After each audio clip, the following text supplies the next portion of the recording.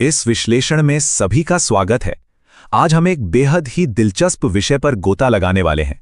क्या कभी सोचा है कि जो फैसले हमें पूरी तरह से अपने लगते हैं, वे असल में कुछ अदृश्य तारों से जुड़े हो सकते हैं? बिल्कुल।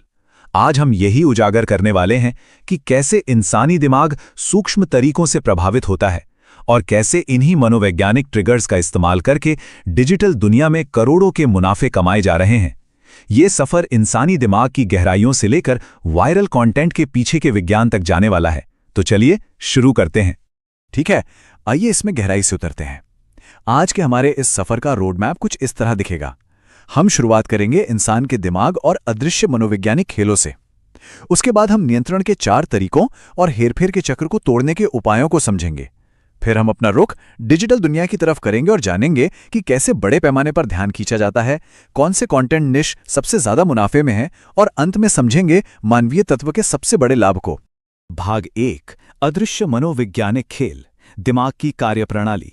इंसानी दिमाग की वायरिंग को अगर समझें तो ये मुख्य रूप से सिर्फ 2 चीजें ढूंढता है, नियंत्रण और स्पष्टता।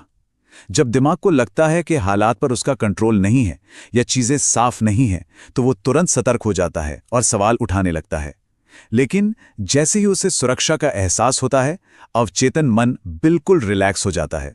और सच कहूं तो ठीक इसी रिलैक्स अवस्था में बिना किसी भनक के मनोवैज्ञानिक हेरफेर या मैनिपुलेशन की शुरुआत हो जाती है। भाग 2, नियंत्रण के 4 तरीके, पारस्परिक रणनीतियों का विश्लेषण।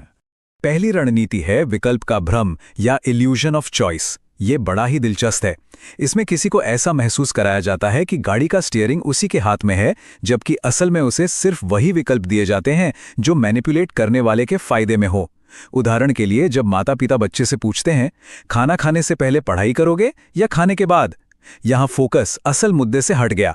अब बच्चा चुनाव कर रहा है, उसे लग रहा है कि फैसला उसका है, लेकिन असल में उसे एक मजबूरी वाले विकल्प में फंसा दिया गया है। इसे ही हम आज़ादी का झूठा एहसास कहते हैं।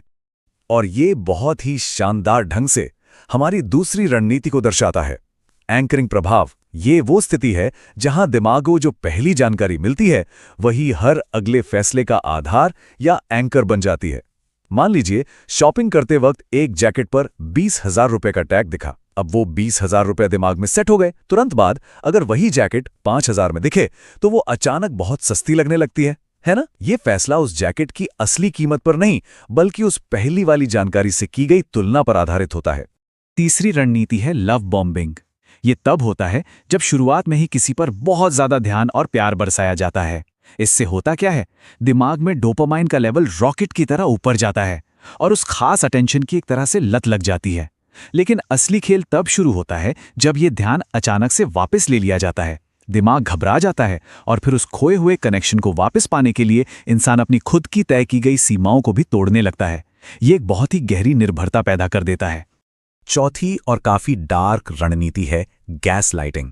ये एक ऐसा तरीका है जिसमें किसी को अपनी ही यादों, सोच और असलियत पर शक करने के लिए मजबूर कर दिया जाता है। जब कोई पूरे आत्मविश्वास के साथ किसी सच को सिरे से नकार देता है, तो दिमाग एक अजीब कश्मकश में फंस जाता है। चूंकि हमारा दिमाग अस्पष्टता या कंफ्यूजन को अच्छे से हैंडल नहीं कर पाता, इसलिए वो अक्सर सबसे सुरक्षित विकल्प चुनता है, यानी खुद पर ही संदेह करना। बार बार ऐसा होने पर इंसान का अपनी ही सच्चाई से विश्वास उठने लगता है। भाग 3, हेरफेर के चक्र को तोड़ना, व्यवहारिक बचाव। अब सवाल यह है कि इनसे बचा कैसे जाए। इसके कुछ बेहद व्यवहारिक कदम हैं। सबसे पहले, जब भी कोई विकल्प या इनाम सामने आए तो हाँ कहने से पहले थोड़ा रुकें, सांस लें और सोचें। दूसरा, एंकरिंग के जाल से बचने के लिए कुछ भी तय करने से पहले अपनी खुद की एक बेसलाइन या लिमिट सेट कर लें। तीसरा, अगर कोई रिश्ता या कनेक्शन बहुत तेजी से बन रहा है तो उस स्पीड पर नजर रखें और अपनी बाउंड्रीज को स्पष्ट रखें। और आखिर में, बहस में उलझने के बजाय दूरी बनाना और अपनी खुद की यादों पर पूरा भरोसा रखना ही सबसे कारगर हथियार है। भाग 4, डिजिटल ध्यान आकर्षित करना, बड़े पैमाने पर मनोविज्ञान का उपयोग। अब यहां जो बात वास्तव में दिलचस्प है, वो ये एक बड़ा सवाल है। हमारे रोजमर्रा के ये छोटे छोटे मनोवैज्ञानिक ट्रिगर आखिर करोड़ों डिजिटल व्यूज में कैसे बदल जाते हैं? यही वो पुल है जो मनोविज्ञान को डिजिटल मुनाफे से जोड़ता है। सफल डिजिटल क्रिएटर्स असल में मानव व्यवहार के इन्हीं ब्लूप्रिंट्स का इस्तेमाल करते हैं। उन्हें अच्छे से पता है कि लोग स्कूल, रिश्तों या शर्मिंदगी वाली स्थितियों में कैसे रिएक्ट करते हैं। जब इन जाने पहचाने सामाजिक परिदृश्यों को डिजिटल कहानियों में पिरोया जाता है तो दर्शकों का ध्यान चुंबक की तरह खिंचता है। ऐसा इसलिए क्योंकि ये सीधे हमारे दिमाग के उस हिस्से को हिट करता है जो मानव व्यवहार को डिकोड करने के लिए ही बना है। भाग 5 अत्यधिक लाभदायक कंटेंट निश, अमेरिकी बाजार की रणनीति। अगर हम कुछ बेहद सफल उदाहरणों पर नजर डालें तो डिकोडेड लॉजिक और स्काई वाइब जैसे चैनल्स सीधे तौर पर उन्हीं मनोवैज्ञानिक व्यवहारों को भुनाते हैं जिनकी हमने अभी बात की। ये क्रिएटर्स चैट जीपीटी और 11 लैब्स जैसे एआई टूल्स का इस्तेमाल करके आम जिंदगी की स्थितियों को एनिमेशन में बदल देते हैं। इसी तरह मंकी इकोनॉमिक्स को ही देख लीजिए, जो भारी भरकम वित्तीय प्रणालियों को मजेदार किरदारों के जरिए चुटकियों में समझा देता है। चाहे अंतरिक्ष के रहस्य हों या अजीब जानवरों से जुड़े डार्क ह्यूमर वाले फैक्ट्स, ये सब के सब हमारी गहरी मानवीय जिज्ञासा को ही तो टारगेट करते हैं। और अगर किसी को लगता है कि ये कोई छोटा मोटा खेल है तो इस आंकड़े को देखिए, 2 अरब, जी हां 2 बिलियन व्यूज केवल जानवरों के व्यवहार और मानवीय कहानियों का मिश्रण पेश करने वाले एक चैनल ने कुल 2 अरब व्यूज का पहाड़ खड़ा कर दिया है। डार्क ह्यूमर और वास्तविक तथ्यों का ये कॉम्बिनेशन आज की डिजिटल दुनिया में आग की तरह काम कर रहा है। और बात सिर्फ व्यूज तक ही सीमित नहीं है, ये आर्थिक रूप से भी अविश्वसनीय रूप से लाभदायक है। अमेरिकी बाजार में मंकी इकोनॉमिक्स जैसे विशिष्ट फाइनेंस चैनलों को हर 10 लाख व्यूज पर आसानी से $300 या उससे भी ज्यादा का रेवेन्यू मिल जाता है। ये साफ तौर पर दिखाता है कि जब कंटेंट को मनोवैज्ञानिक तरीके से स्ट्रक्चर किया जाता है तो वो कितना बड़ा वित्तीय साम्राज्य खड़ा कर सकता है। भाग 6 मानवीय तत्व का लाभ, मुद्रीकरण का रहस्य।